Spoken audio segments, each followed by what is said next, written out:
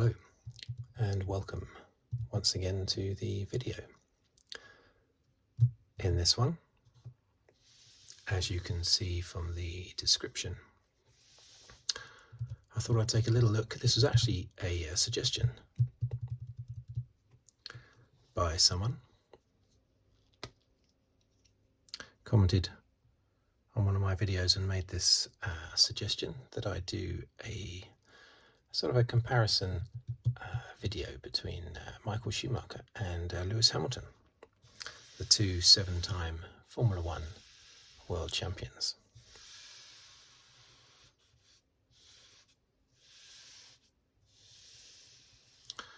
And so I thought I would. Two separate things really I thought I would do. I would first of all list what their statistics are, their main statistics. You know, just the simple ones, starts, Grand Prix starts, wins, poles, fastest laps, that sort of thing. And then I would give my own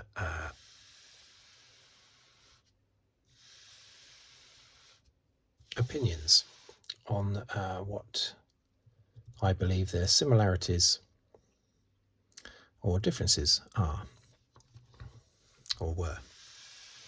So let's just put at the top here.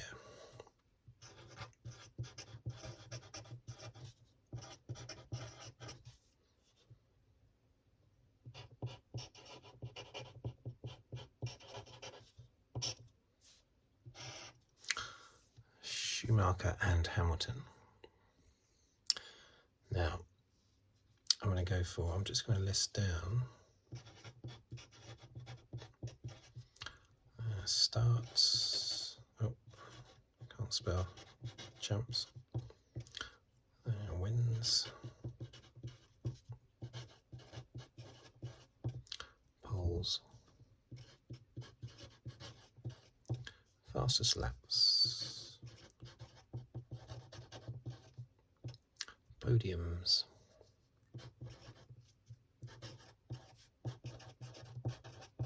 laps led. There's no point in doing the points because the points structure changes every now and again, and it changed drastically in 2010. 25 points for a win instead of 10. So that meant that, for instance, Lewis Hamilton has 4,552.5 points. Schumacher 1,566. And of course that's simply, that's 3 times basically. Hamilton has scored 3 times the number of points of Michael Schumacher. And of course that is solely because of the big change in points. Before that change happened, I actually used to record lots of statistics, and race by race I kept little charts and everything, especially sort of pre-internet, when there was no way of getting that sort of information. And I'd had all sorts of statistics for everything. And in 2010, I had to abandon the points one, and that just led to me abandoning all of them, basically, say a year or so later. And I remember Fernando Alonso at the time saying, this is bad news for any statisticians out there, anyone who likes to record stats. The points one has been completely destroyed by them increasing the points for a win. So by 2.5, multiplying by 2.5, basically, the amount of points you get for a win. Plus you used to get points only down to 6th place. Now, for instance, you get 12 points for 4th place. Let's look at it, 15, right? 3rd place now gets 15 points, but prior to 2010, 3rd place got 6 points, and then a few years earlier than that, back in the, say, 20 years ago plus, 3rd place only got 4 points. Anyway, so that's why I haven't put the points down here, so let's just put their figures on here then. So Michael Schumacher starts, Grand Prix starts, 307 to Hamilton's 322. I'll put where they are in the overall reckoning. Hamilton is 4th in the overall. Schumacher is 5th. championships, obviously, 7 and 7. There, of course, they are both first. I think that's how it will remain as well. I'll be surprised if Hamilton manages to sneak another championship in there. Wins 91, puts him second, behind, of course, Hamilton on 103. He's first. Pole positions 68 for Schumacher. 104. Got his 104th at long last. In the was that the last race, or was that in no? It was in Hungary, wasn't it? He got his 104th pole position. So fastest laps 77. Now that's actually top. Schumacher is top for that one. And Hamilton on 63. He's second. So Schumi is managing to hold on to that. Podium 155. Again, second place.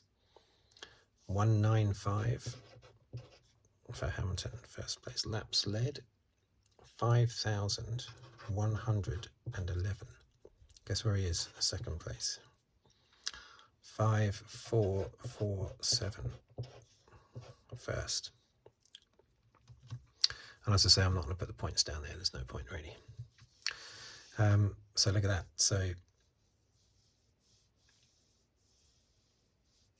I mean, obviously Schumacher is joint first. Championships. When Schumacher was hitting all these targets, I thought there's no way anyone's going to beat them, because generally speaking, as years go by, sport gets more and more competitive. And I thought there's no way someone else will be able to dominate in the same way. But of course, Hamilton has managed that incredibly. Topping out on wins, poles, podiums and laps led, and points if you want to include points. So basically, that's their comparison. It's very similar. Look, 5,111, 5,447. Okay, there's a big difference in the podiums, but fastest laps, the poles, I think that's the biggest difference, isn't it? 68 to 104.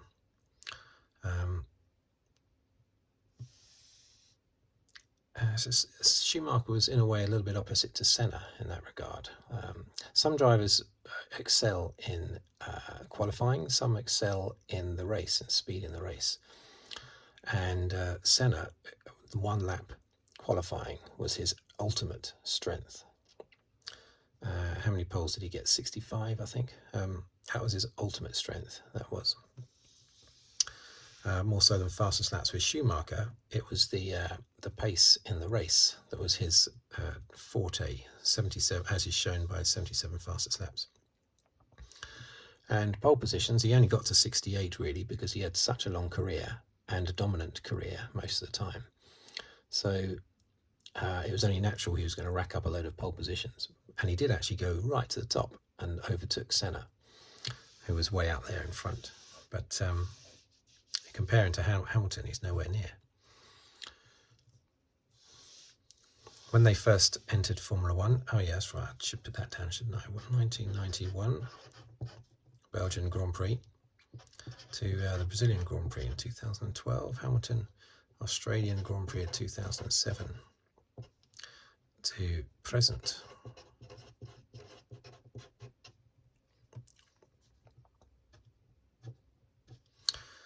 So,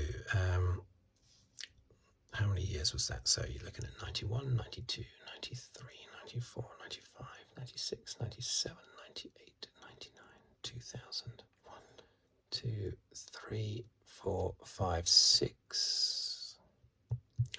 So he did 16 years there. And then how long was he off? 7, 8, 9. And then he came back for 10, 11, 12. So he did in total 19 years of Formula One. Yeah.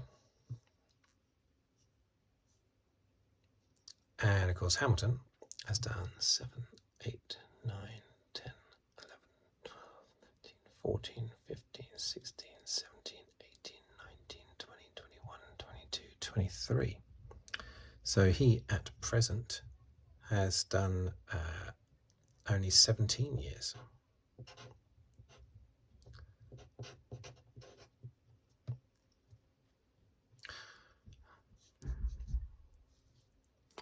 So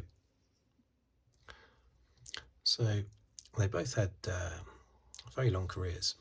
Or, well, Hamilton's is still going, of course. Maybe, I don't know, 2 or 3 years left. I would guess, if I had to put money down, I would say maybe 3 years. Another 3 years for Hamilton. But who knows? Now, when Schumacher entered Formula One at the Belgian Grand Prix 1991 with Jordan, I had no idea who he was.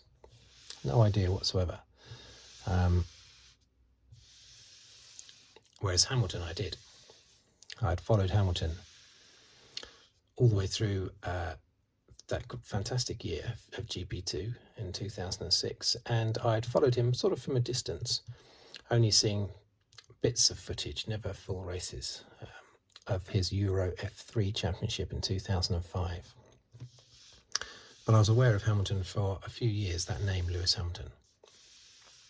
I was aware of that for a few years before Formula One, but Schumacher, boom, Belgian Grand Prix 1991, qualifying 7th on the grid in the Jordan, out-qualifying his much more experienced teammate, Andrea De Cesaris.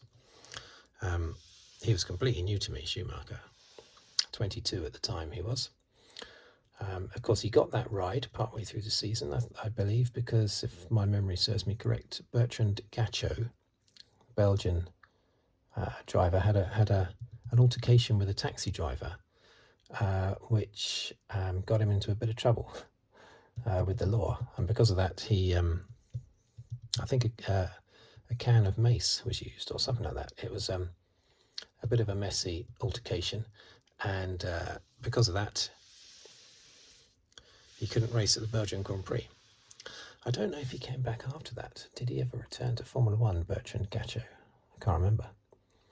But anyway, that got Schumacher his seat. I don't know if Jordan had Schumacher as a test driver before that. I can't remember any of that. All I remember is the name being completely new to me at that Belgian Grand Prix. And then the following race, of course, Benetton pinched him, showed how totally pointless contracts are, basically, and just drove over the top of Schumacher's contract with Jordan, and got Schumacher. It's terrible. Jordan brought him into Formula One for one race before Benetton pinched him. And who did he replace? Was it Roberto Moreno in the Benetton? Meaning that Michael Schumacher's not first teammate, but his teammate from his second race, his first teammate, Andrea De Cesaris, but then from the second race onwards at Benetton, his first teammate was 3-time world champion Nelson Piquet. And I remember Schumacher doing very well against Piquet for the rest of the season, and Piquet retired at the end of 91.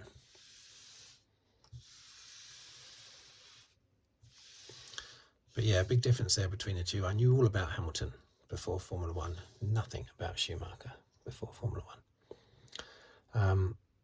Of course, they were both in dominant teams. A lot of people say, oh, Lewis Hamilton, he was lucky he was in a dominant Mercedes for most of his career. Well, Schumacher was in a dominant Ferrari for most of his career. And certainly in 1994, the Benetton was dominant. In 1995, the Benetton and the Williams were pretty much the same. It was just Schumacher's talent that allowed him to win that championship comfortably in the end. But 1994, Benetton had been totally dominant, and of course the Ferrari is from 99, no, not from 99, from 2000 onwards. 2000 to 2004, the Ferrari was dominant. There were patches where Williams were able to shine, and McLaren as well, most notably in 2003, with Ralf Schumacher and Montoya in the Williams and Raikkonen and Coulthard in the McLaren. They gave the Ferrari a good run for their money, but basically my point is that you cannot win this number of races and have this much of an illustrious career without having a big spell in a dominant car. Both of them had that. Senna also had that, of course, in the McLaren. Prost had that as well in the McLaren. 84, 88, 89 and 90. The McLarens were totally dominant. Prost was in that McLaren for those dominant years in 84 and 88 and 89. Prost won those two championships in 85 and 86 as well, but the McLaren wasn't dominant. It was just sort of joint top car. In 85 and 86, I would say, joint with the Williams in 86 and joint with the Ferrari in 85. But anyway, getting back to these two drivers, my point is that you can't criticise these drivers right at the top for being in dominant cars, because all drivers have been in dominant cars. That's how they have such big successful careers. Any driver in the top 5 or 6 in the top 10 basically for number of race wins has had big spells in a dominant car. Both Schumacher and Hamilton both had that. Now, as regards race wins, let's just write down here. Let's get my pen back in action. Jordan, he didn't win any, of course. He only did one race. Benetton, he won 19 races. Ferrari 72. Mercedes 0. And then over here with Hamilton, it's just simply... Why is that tried again so quickly? McLaren 21. Mercedes 82. So you can see even that's very similar between the spread between the two teams that they've won races for.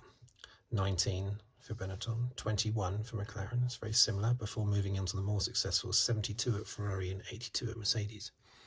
So very similar, their race wins, the spread, only winning for two teams in their careers.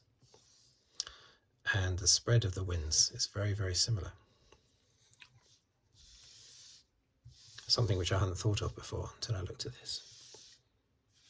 I mean, I knew that they would obviously be roughly the same, but that's quite something, that is. So what else? I did a few little notes here, not from online, but these notes that I've taken are simply my own thoughts. Aggressiveness. Yes, I would say both drivers are aggressive, but I would say that all of the most successful drivers are aggressive, or at least seem aggressive. And that's because they're often so much faster than the cars around you. And if you're a lot faster than the cars around you, you're going to look aggressive because you're trying to overtake them. You're close up behind them, trying to get past. Look at Canada 2011, for instance. And that race was won, of course, by Jenson Button in the McLaren. It's hailed as being a fantastic race and a great win by Button, and it was fantastic. But Hamilton was so much faster than him in that race until they had a coming together.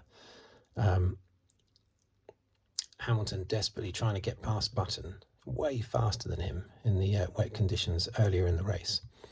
He was so much faster that he when he went to overtake, Button didn't know he was there, moved across on him, and they had an accident in the wall. Instant retirement for Hamilton. Hamilton and Button went on to eventually win the race. And I remember at the time Jenson Button saying, what's he doing there? What was he doing there? Calling out over the radio. Well, he was just trying to get past his much, much slower teammate. So was that aggression by Hamilton, or was that just because he was so much faster? I think fast drivers surrounded by slow drivers will always look aggressive, because it's either that or slam the brakes on. Having said that, I would say Schumacher is more aggressive. I mean, Schumacher was was quite naughty. You look at Australia 1994, when he went off the track, hit the wall, damaged his car beyond repair, came back onto the track and hit Damon Hill. Resisted Damon Hill's overtaking manoeuvre, and they had an accident, and that was the end of that. You could tell by the look on Schumacher's face afterwards that was a deliberate. He had thrown his damaged car at Damon Hill, basically. Damon Hill, had he seen Schumacher hit the wall just around a bend, had he at Adelaide in 1994, had he seen Schumacher hit the wall, he wouldn't have tried to overtake him, because he would have known that Schumacher had retired, was going to retire. Anyway, that's all history, and the right person did win the championship that year. Schumacher was by far and away the best driver and should have won. So it's right that he did, but he just won it the wrong way, basically. Too aggressive. Belgium 1995, again Schumacher against Hill. Schumacher getting very, very feisty and aggressive with Hill, bashing wheels and everything. Schumacher afterwards defended it by saying he was only doing that on relatively slow corners. But it was wet weather, and in Formula One you can argue that there's no such thing, when it comes to safety, there's no such thing as a slow corner. So he was very aggressive there, similar to Ayrton Senna, I remember, the Hungarian Grand Prix in 1990, I think, was it? Or was it 89? Maybe 1990, when Senna got very aggressive with Alessandro Nannini in the same way, and said afterwards, oh yeah, but it's sort of a slow part of the circuit, so it's okay for me to bash wheels and get really aggressive. And of course, also Monaco 2006, was it 2006, the qualifying, when Schumacher, I think, has since admitted that he was a bit naughty, well, very naughty, by deliberately crashing to avoid Alonso getting a qualifying lap in. Backfired on him, because he was disqualified from qualifying and started at the back of the grid, I believe, in that race. So Schumacher was more aggressive than Hamilton. Hamilton just seems aggressive because he's very fast, so he's always right up behind someone trying to get past them. And, you know, you can often have an accident if you're up behind a much slower driver. It can happen on the road, on the normal road. So that's the difference between them there. Yes, both aggressive simply because they look aggressive, simply because they're very fast, like all very fast drivers. But Schumacher was naughty on top of being a little bit aggressive. I would say that competition-wise, Schumacher had it easier in the 1990s. Certainly not in the 2000s. Schumacher had the likes of Raikkonen and Alonso and Montoya to deal with. And Coulthard was also very good. Ralf Schumacher had a spell there of being very good. But mainly, you've got Alonso, you've got Raikkonen, and you've got Montoya being very feisty. Montoya was always quite aggressive as well. But in the 90s, Schumacher had Damon Hill, who I think would admit to himself was not in the same league as Michael Schumacher. He didn't really have Ayrton Senna, because Senna died before Schumacher, in Schumacher's first championship year. So as regards his championship years, he didn't have Senna as competition. Who else did he have, really? Damon Hill, David Coulthard, who replaced Senna, Alesi and Berger, but they were very lackluster in the Ferrari. There wasn't really much competition for him at all in the 90s. In his championship years, obviously in the late 90s, suddenly McLaren burst into form, and you had Hakkinen winning everything in the late 90s, of course. But in 2003, he had very stiff competition, 2003. But that's really the year when I think he had the most competition, Schumacher. Whereas Hamilton has had really stiff competition every year he's in Formula One. It's only natural as years go by, the competition gets better, the drivers get better, they get fitter. There are more fast drivers. I remember back in the 80s, half the field, I could probably do better. But you would always get that few at the top that were really good, and then you'd get there was a long tail, basically. In cricketing terms, you would say that back in the day, in the 80s, say the Formula One grid had a long tail, whereas now, in Hamilton's era, all the drivers can pretty much bat all the way down the order. Again, more cricketing terminology there. So I do think that Hamilton has had stiffer competition in his championship winning years. I always used to think of the 1995 Benetton as looking like a great white shark. I think because of the way the nose was raised at the front, similar to a great white shark or any big shark really. And that was, if I could give them an animal's name, basically, I would say, I would say Schumacher was like a great white shark. He would stalk during the race. Basically, he would stalk. He might be back in 5th or 6th place or something, and yet the leader would know he's coming for them. You can't see him. He's in the gloom, in the distance there, but he can see you, but you can't see him. Just like a shark, and he's going to come for you, and he's going to gobble you up halfway through the race. That was what Schumacher was like. Whereas with Hamilton, it was more sort of simple. I would see Hamilton as basically like a cheetah. You would just release him and boom, he's gone. There's no stalking or hunting down any other drivers or being tactical. And I remember there was one race where Schumacher had about 5 pit stops just because he knew he could go really, really fast in between the pit stops. And so he had loads and loads of pit stops just so he had really fresh tyres. And so he was always catching out the drivers all the time and overtaking them. And whereas with Hamilton you just ignite him and he's just boom, he's just gone, just like a cheetah. And that's the big difference I see between them. Basically, Schumacher was like a shark hunting down his prey, and Hamilton was like a more innocent cheetah who would just get released and just go boom straight off into the distance. And that's it, you never see him again. So because of that, I think Schumacher was a little bit more tactical. Hamilton was, and is, just all about speed, whereas Schumacher,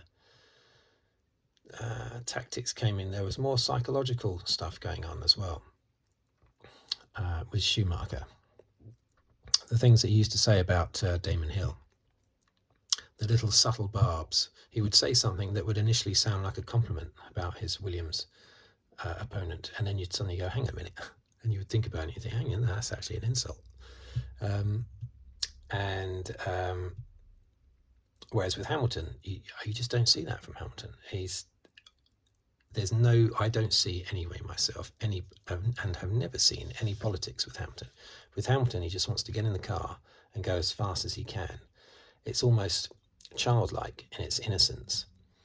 It's like sending a child outside the front door to play, and you just sort of like open the door and they just go running out and come back 2 hours later or something, after the race.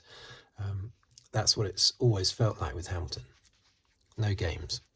Whereas other drivers, like most notably, of course, Fernando Alonso, and of course Alain Prost, very political behind the scenes. That was part of the racing for them, really, was the behind the scenes stuff as well.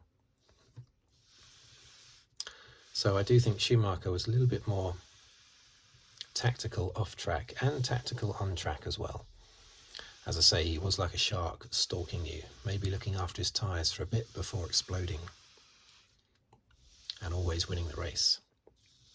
Whereas Hamilton would just blast out front and they'd have to shout to him, slow down, you're going too fast. So I've always seen Hamilton as a bit more refreshing. He's just a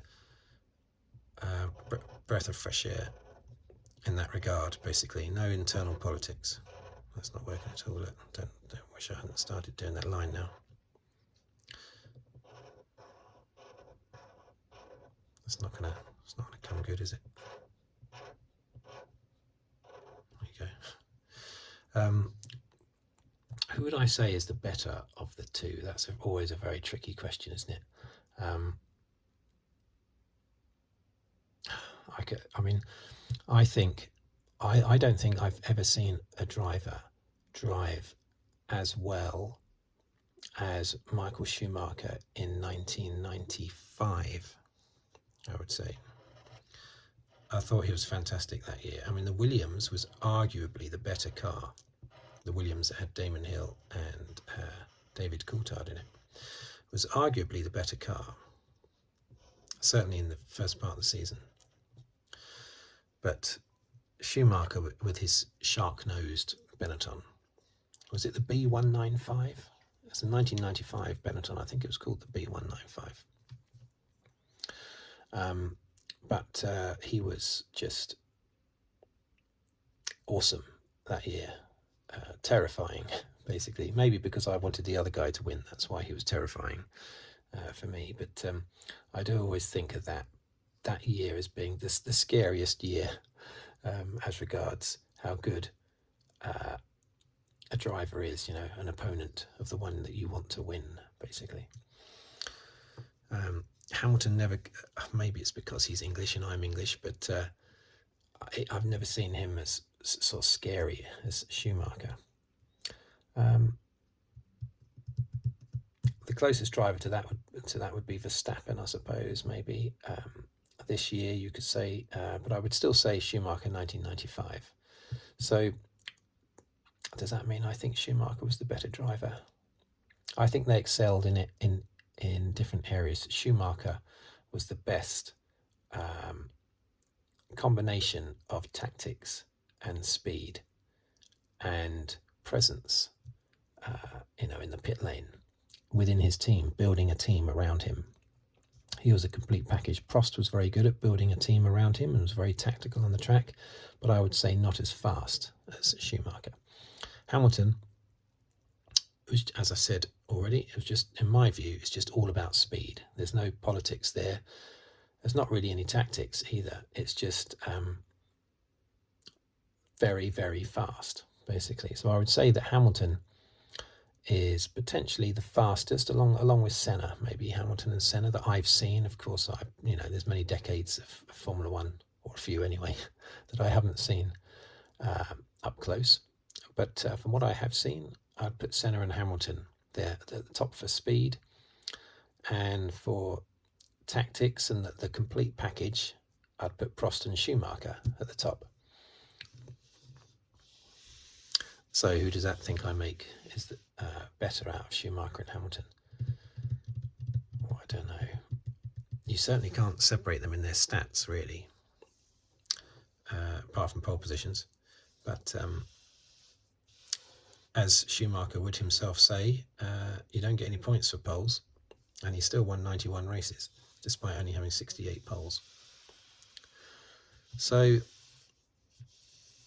for tactics, Schumacher was the better driver. For speed, Hamilton was the better driver. That's what I would say, but not by much. Not by much. Both right at the top of their game. So there you go. That was just a little brief rundown, just my thoughts on Schumacher and Hamilton. I'd love to have seen them in the same team, but when Schumacher was at his best, which I think was the Benetton years, he was at his fastest, I think, faster than the Ferrari years. He won 5 championships in the Ferrari, but that was simply because the Ferrari was dominant. I think he was best in his Benetton years. And Hamilton, I think he was best in his early Mercedes years, 2014, 2015, around there. That's when I think he was at his best. I think he was at his fastest, actually, in the McLaren, basically. He was so fast in GP2, and when he hit Formula One, he was super fast. 2007, 2008, I think was Hamilton at his fastest. But, maybe immature as a driver in other areas. Anyway, thank you for watching. Thank you for listening. I didn't fill out any of that. I could have spread this out a little bit more, couldn't I? Thank you for watching. Thank you for listening. If you'd like to subscribe, please do so. And I will see you on the next video, whatever it may be about. Thank you very much, and goodbye for now.